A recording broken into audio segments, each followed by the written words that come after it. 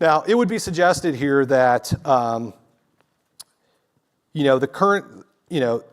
the position I'm in here today is kind of like it's not repeatable, right? And I'm going to suggest it is absolutely repeatable, right, to the 6 tenets that I have put forward. But I do also have a cautionary note. This is a full contact sport.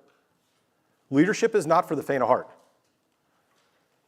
right? This 1/3, 1/3, 1/3, rest assured, if you want people to like you, right, leadership probably isn't it.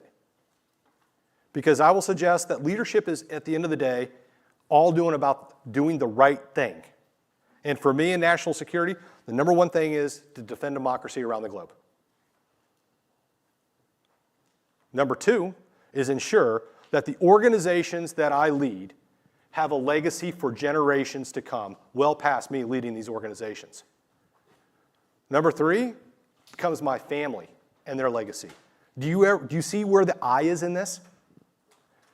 Nowhere in this is people liking you on social media. That's not leadership.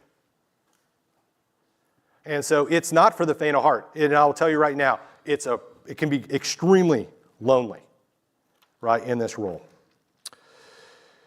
So, to this picture, why this graphic? Leadership is all about being a fish out of water. And until you jump out of water, you have no idea the concept of water. Because if you're in water at all the times, you don't understand air. And that is what leadership is all about. So with that, I thank you. I'll take a few questions, and then I do have a couple of more slides that we'll get to in about 10 minutes or so.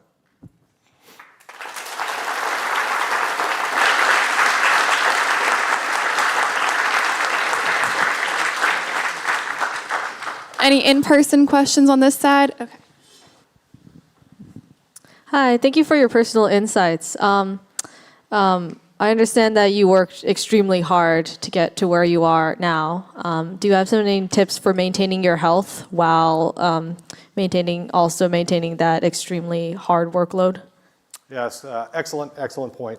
And in that CEO Excellence book, it is one of the plates, one of the balls. So I am very much an avid, you must work out, you must maintain your health.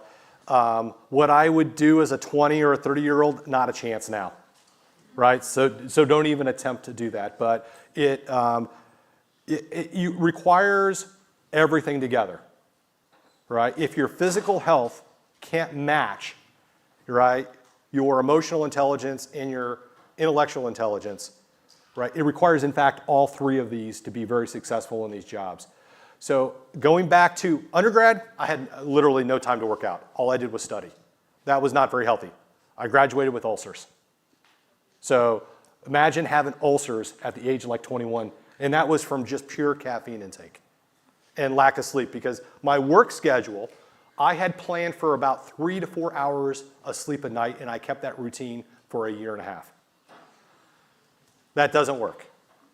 Grad school, right, remember?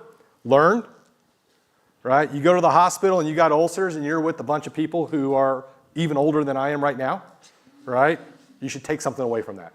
So in grad school, what I did is I then worked out 6 days a week.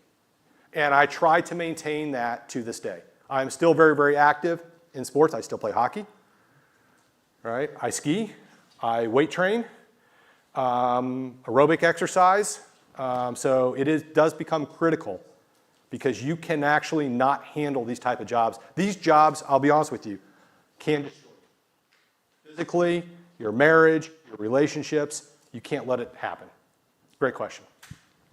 Thank you. Hi, I want to say that your journey was just incredible, and